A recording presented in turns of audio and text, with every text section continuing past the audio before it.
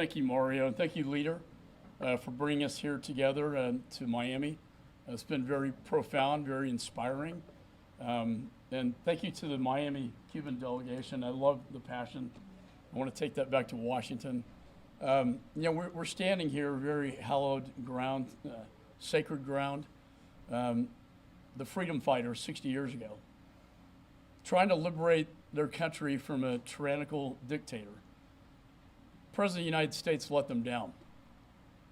Today we have a new generation of freedom fighters in Cuba. Right now, Mr. President, do not let them down.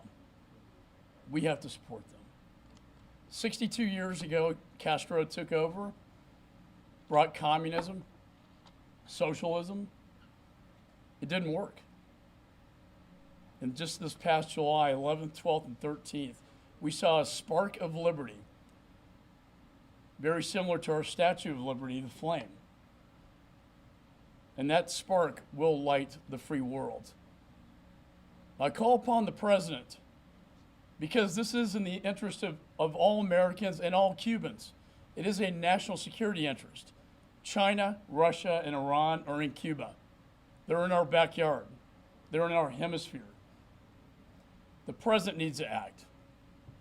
The Speaker needs to bring the Senate resolution to the floor because our own House leadership would not do that. But it's time to put pressure on this regime.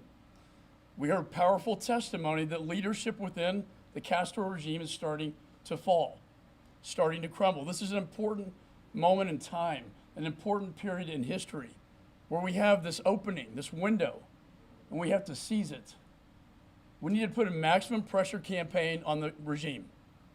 We need to sanction the regime. And yes, Carlos, the President needs to call it out and say it's not a legitimate regime. We will not honor it by our State Department. Now is the time. Now is that time in history to act. So I say libertad and Cuba libre. Thank you.